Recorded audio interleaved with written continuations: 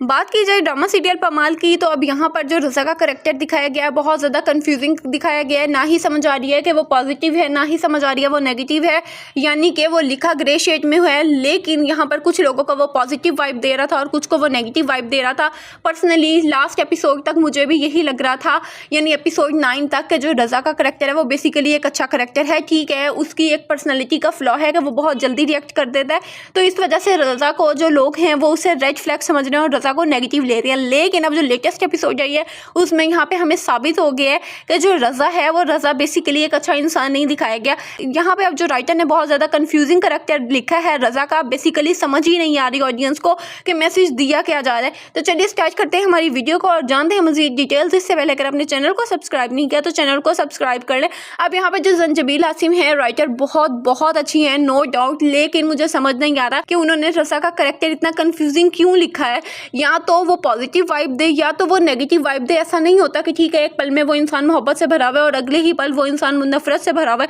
ठीक है, एक तरफ वो मलिका का बहुत ज़्यादा ख्याल कर रहा है, उसके घर वालों की रिस्पेक्ट कर रहा है, उसके घर वालों का ख्याल कर रहा है, लेकिन अगले ही टाइम वो उन्हें घर पर बुला कर वो खुद नहीं आता। इवन के जब वो उसे लिस्ट सेंड करती है तब भी ठीक है, इतने कोलीग्स होते हैं, मेट्स होती हैं, तुम जैस कैश करवा दो, किसी तरह से ऑनलाइन ट्रांसफ़र करवा दो, ऑनलाइन डिलीवरी करवा दो, तुम ग्रॉसरीज उसे घर पे भेज सकते थे अगर ठीक है तुम अपनी वाइफ को अलाउ नहीं करते। इसी तरह से जब वो जाते हैं ग्रॉसरी स्टोर ग्रॉसरी करने और वहाँ पे उसे उसकी मिलती है पुरानी फैलो, तो जिस तरह से वो उसके साथ चिपक के बातें कर रहा होता है, लेकिन अगले ही पल वो उस चीज़ को रियलाइज़ भी कर लेता है यहाँ पर वो गलत था। अब वो अनीश के साथ उसे रोक रहा है एक तरफ से, लेकिन दूसरी तरफ वो उन्हीं लड़कियों के साथ जिसका वो क्रश रह चुका है, उसी लड़की के साथ वो बहुत ज़्यादा हंसते बोलते मुस्कुराते हुए आया और यहाँ पे वो अपनी वाइफ को गलत साबित करना चाहे। इसी तरह से वो मलिका पर हाथ भी उठा चुका है एक तरह से, जिस तरह से वो उसे पकड़ के झिंझोड़ता है ना, तो ठीक है उसके वो मतलब बाजू पे वो निशान पड़ जाते हैं और उसके बाद वो उससे माफ़ी मांगता है। तो ये कैसा प्यार है कि एक टाइम में वो उससे बहुत ज़्यादा प्यार कर रहा है और एक टाइम में वो बिल्कुल ही नेगेटिव हो गया। या तो आप रज़ा को बिल्कुल पॉजिटिव दिखा दो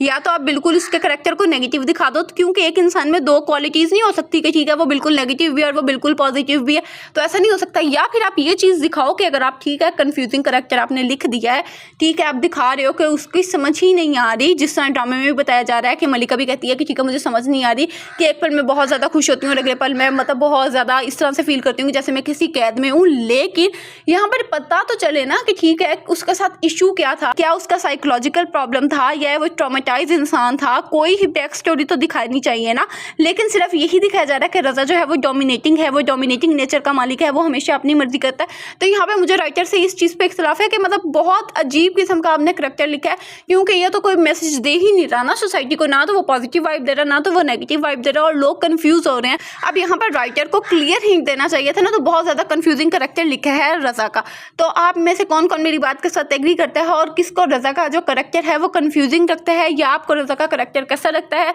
कमेंट सेक्शन में ज़रूर बताएं। और वीडियो अच्छी लगी हो तो चैनल को सब्सक्राइब करें।